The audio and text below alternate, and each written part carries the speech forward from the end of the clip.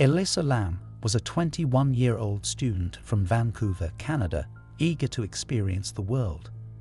Her journey across the United States had already taken her to San Francisco, and now she found herself in Los Angeles. Needing a place to stay, Elisa booked a room at the Cecil Hotel, a historic, budget-friendly spot located in downtown LA.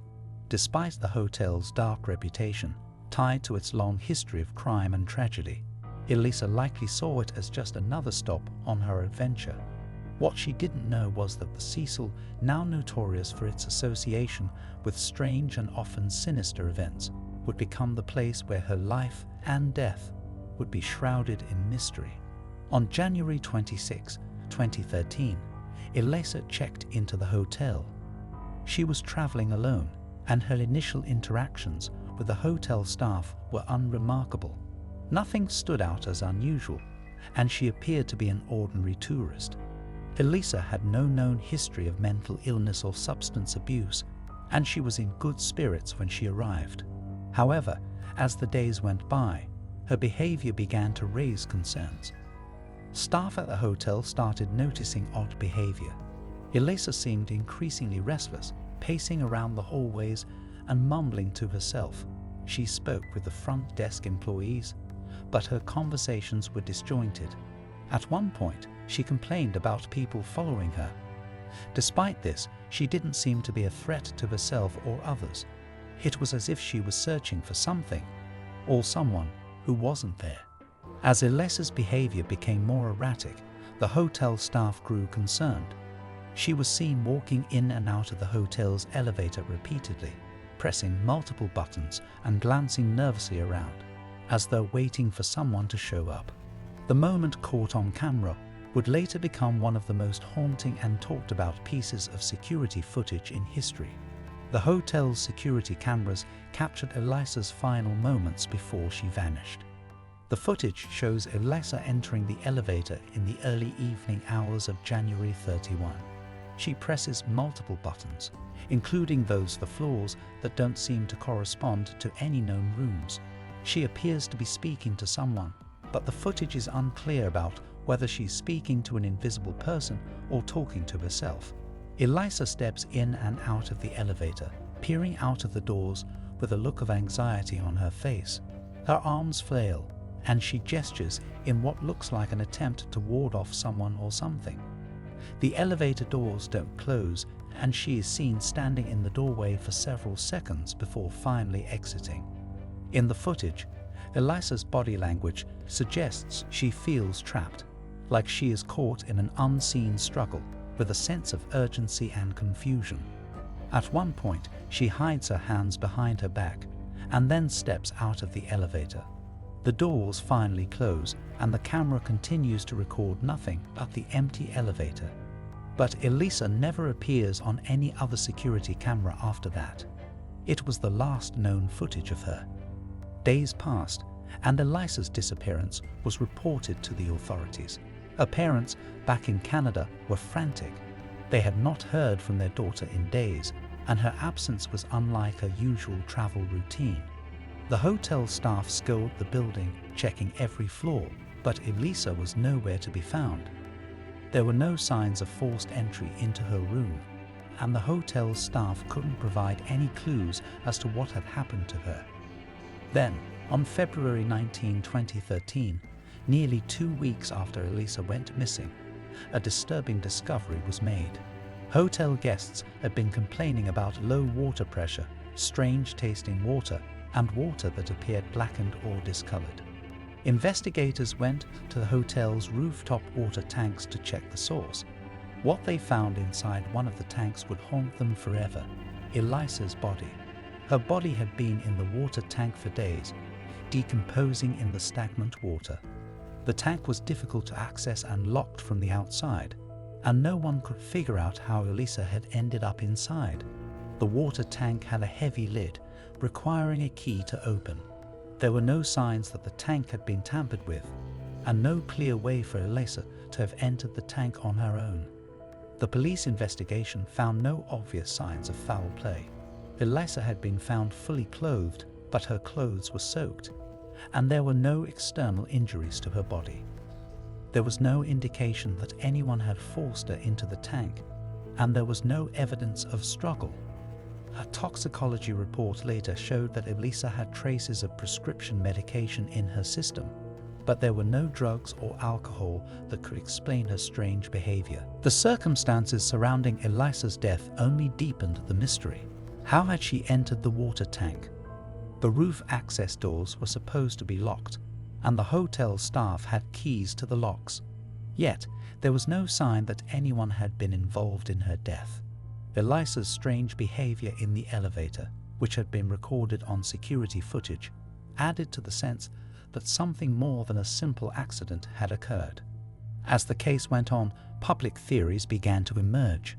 Some believed Elisa's behavior in the elevator indicated that she had been dealing with a mental health crisis, possibly exacerbated by the isolation of traveling alone. Others speculated that there was something more sinister at play, that Elisa had been a victim of foul play by someone in the hotel, or that her death was somehow connected to the hotel's dark history. The Cecil Hotel, after all, was no stranger to tragedy. It had long been linked to a series of disturbing events, from the deaths of multiple residents to the involvement of serial killers like Richard Ramirez. With this history, it was no wonder that theories about supernatural forces or paranormal activity began to circulate. Some wondered if Elisa's death was somehow connected to the hotel's reputation for being a place of horror and misfortune. Despite all the speculation, the truth behind Elisa Lam's death remains a mystery. The police closed the case in 2013, ruling Elisa's death an accidental drowning. However, many unanswered questions linger. How did Elisa get into the water tank? Why did her behavior become so strange in the days leading up to her death? Was there an element of foul play, or was Elisa suffering from something that led her to her tragic end? Her death remains one of the most chilling unsolved mysteries of the 21st century. Elisa Lam's story continues to haunt those who hear it, as the haunting footage of her in the elevator still circulates online, leaving more questions than answers. The mystery of her final moments is one that refuses to fade away, and the image of Elisa, trapped in the elevator, is forever etched in the collective memory of those who seek to understand what really happened. In the rolling hills of rural Germany, nestled deep in the Bavarian countryside, sat a small, isolated farm known as Hinterkaifeck. In 1922, the Gruber family, Father Andreas, his wife Cecilia, their daughter Victoria, and their grandchildren, Cecilia, affectionately called Cecilia Jr., and little Joseph, lived a quiet, albeit difficult, life in isolation.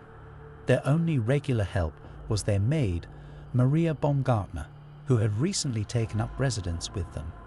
The family's isolation was both a blessing and a curse.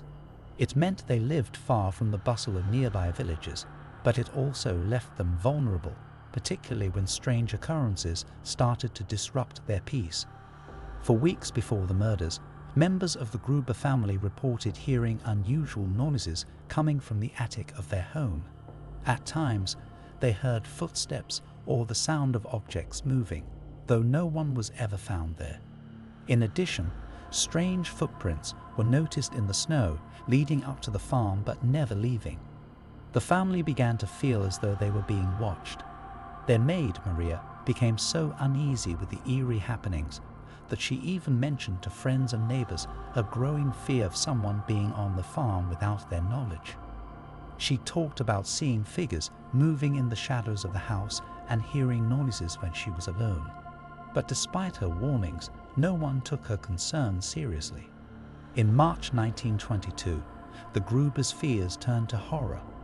One night, while the family slept, they were all brutally murdered in their home. Andres and Cecilia were found dead in their bed, while their daughter Victoria, their daughter Cecilia Jr., and little Joseph were murdered in the same gruesome manner in various rooms of the house. The family had been struck with blunt force trauma, their skulls crushed by an axe. The scene was savage, brutal, and left no survivors. The killer had taken care to ensure that each member of the family was killed in their sleep, catching them unaware.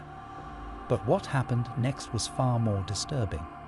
Days passed before anyone noticed that something was amiss.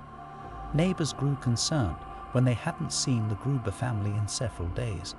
Normally, they would have been up and about, tending to their animals and their farm work, but there was silence.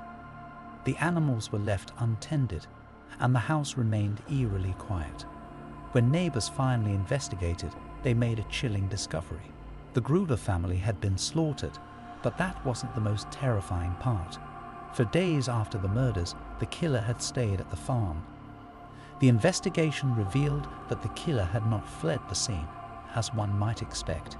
Instead, it seemed he had made himself comfortable in the house, staying inside for several days after the murders. The house was full of signs that the killer had lived there. Food was eaten from the family's pantry, the animals were fed, and the fire in the stove had been stoked. The killer had even slept in the Gruber's beds, taking advantage of the family's warm home. But there was one strange detail that made everything even more unsettling. The killer had never left the property. Neighbors reported seeing footprints in the snow leading up to the farm, but none leading away. It was as though the killer had simply vanished into thin air, or worse, was still hiding somewhere on the property. Authorities conducted a thorough search of the farm, but they found no trace of the murderer. There were no hidden compartments or secret rooms, no signs of forced entry, and no clues pointing to the killer's identity. Even more disturbing were the traces of the killer's presence inside the home. It seemed as though the murderer had taken every precaution to avoid being detected. The food he ate came from the Gruber's own supplies, and there was no evidence that anything had been stolen. The killer had simply stayed there, content to live among the bodies of his victims, while the rest of the world remained unaware. As investigators worked tirelessly to uncover the truth, chilling new details emerged. The family's maid, Maria, had reportedly fled the farm just days before the murders, abandoning her post and leaving the Grubers in fear of something unknown. She had told others that she was terrified, that she thought someone was on the property. She had even mentioned seeing strange figures in the dark of the house. Yet, despite her warning, she had been ignored, and the murders occurred soon after she left. Some theorized that Maria herself might have been involved in the murders, or that she had been an accomplice to the killer, but there was no hard evidence linking her to the crime. She was never found, and the investigation turned up no clear answers as to whether she had been complicit or simply a frightened witness. In the weeks following the murders, theories began to swirl. Some speculated that the killer was a member of the Gruber family itself, possibly a disgruntled relative or a long-time worker who had lived on the farm. Others believed the killer could have been a transient, someone passing through the area who saw an opportunity for murder and theft. Some even speculated that the killer was hiding in plain sight, perhaps someone from the nearby village who had been familiar with the Gruber's routine and knew exactly when to strike. Despite the extensive investigation and a multitude of theories, the truth remained elusive. The Hinterkaifeck murders became one of Germany's most infamous unsolved cases, with the eerie atmosphere surrounding the farm only adding to its sinister legend. The strange events before and after the murders, footprints that led to the farm but never left, food eaten from the family's supplies, and the killer's unexplained presence in the house suggested something far darker at play. To this day, the Hinterkaifeck murders remain a mystery, and the farmhouse where the tragedy occurred has become a macabre symbol of the unknown. Some believe that the ghostly presence of the Gruber family still haunts the farm, and whispers of the killer's lingering presence are passed down through the years. Whether the killer ever truly left the farm, or whether he still roams the shadows of Hinterkaifeck, remains a haunting question that has never been answered. On Christmas Eve, 1945, a terrible fire ripped through the Sodder family's home in Fayetteville, West Virginia. The blaze consumed their house within hours, But what was most unsettling about the tragedy was not just the loss of the family's home. It was the disappearance of 5 of the Sodder children, children who, despite the severity of the fire, were never found. What followed the inferno was a sequence of events so bizarre and so unsettling that it continues to haunt the small town to this day. The Sodder family consisted of George and Jenny Sodder and their 10 children. That fateful Christmas Eve, George and Jenny tucked their children into bed as usual, but that night, an unexpected and devastating fire broke out in the home. Jenny and George, along with 4 of their children, managed to escape the burning house. However, 5 of their children, Martha 14, Morris 13, Louis 9, Jenny 8, and Betty 5, were trapped inside. The fire department, which arrived swiftly, spent hours battling the blaze, but they found no remains of the children, nothing but smoldering ashes. The house had burned down to its foundation, yet the fire seemed strangely selective, as if it had only destroyed the rooms where the children had been sleeping. There were no child bodies found, no traces of remains, not even the typical residue one would expect from a fire that had been so intense. What made the case even more mysterious was that the fire department's search didn't uncover any trace of the children's bodies, despite the fact that the fire had burned for hours. Normally, a fire of such magnitude would leave behind some kind of evidence of human remains. Yet, the investigators found nothing, no bone fragments, no teeth, no clothing. It was as though the children had simply vanished into thin air. As the days passed, rumors began to circulate. Eyewitnesses from the surrounding area claimed to have seen the children alive after the fire, some even suggesting that they had been seen in a car driven by an unknown person in the hours following the blaze. One witness claimed to have seen the children near the highway, seemingly in good health, but when questioned, they could not provide any solid details about what they had witnessed. Despite the mounting rumors, the official investigation into the fire concluded that it had been caused by faulty wiring in the house, an accident with no evidence of foul play. However, this explanation did little to satisfy the Sodder family, who believed that something far more sinister had occurred that night.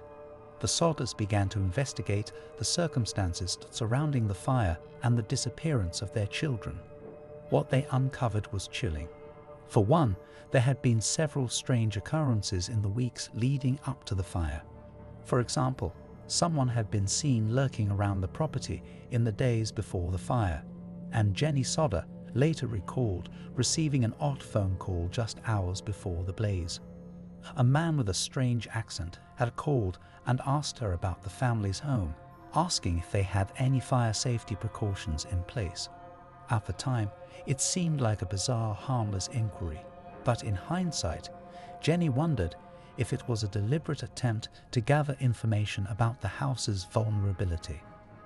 Then there was the matter of the phone call that came the night of the fire, after the flames had consumed their home, and with the fire still raging, Jenny received an anonymous phone call, one that seemed to confirm her suspicions. The voice on the other end was muffled, but it was clear enough that Jenny could make out the words, "Your house is burning. The children are gone." It was the last she ever heard from the caller. As the investigation unfolded, the Sodders grew more and more convinced that the fire had been deliberately set, and that their children's disappearance was not an accident, but the result of a larger, more sinister plot. A series of strange phone calls, cryptic messages, and sightings of people who seemed to have no business in the area led the Sodders to suspect that their children had been kidnapped, perhaps by someone seeking revenge, or for reasons that would only become clear over time. Despite numerous investigations, the authorities could not find any leads. They scoured the surrounding area for signs of the missing children, interviewed potential witnesses, and followed up on tips. But as the weeks turned into months, and the months into years, the mystery only deepened. The case went cold, and the Sodders were left with nothing but questions and an overwhelming sense of loss. The family received several anonymous tips over the years, some claiming that the children had been taken by kidnappers and hidden away, while others suggested that the children might still be alive, perhaps in the care of strangers or in another country. There was even a theory that the children had been taken by an organized group of criminals involved in human trafficking. But despite these leads, none of them ever panned out. One of the most haunting aspects of the case came years later, in 1952, when an eerie photograph was sent to the Sodders. It was a picture of a young woman who resembled one of the missing Sodder children, with a note that read, "This is your daughter." The photograph was never traced back to its source, and it offered no concrete answers, but it only added to the growing sense that the children might still be alive. Over the years, Jenny and George continued to search for their children, even putting up a reward for anyone who could provide information that would lead to their whereabouts. But despite their best efforts, they never found out what happened to their 5 children, and the case remains unsolved. As the years passed, Jenny and George continued to hold on to hope, but the passage of time made it increasingly unlikely that they would ever find the answers they so desperately sought. In 1969, after decades of heartache, George Sodder passed away. Jenny, however, never gave up. She continued to search for her children until her own death in 1989, always holding out hope that one day the mystery would be solved. To this day, the disappearance of the Sodder children remains one of the most chilling and unresolved mysteries in American history. The strange circumstances surrounding the fire, the lack of remains, the eyewitness sightings, and the cryptic phone calls have all combined to create a case that continues to captivate the public imagination. The unanswered questions, the why, the how, and the who still haunt those who study the case, and the mystery of what happened to the 5 children of the Sodder family lingers in the minds of those who remember their story.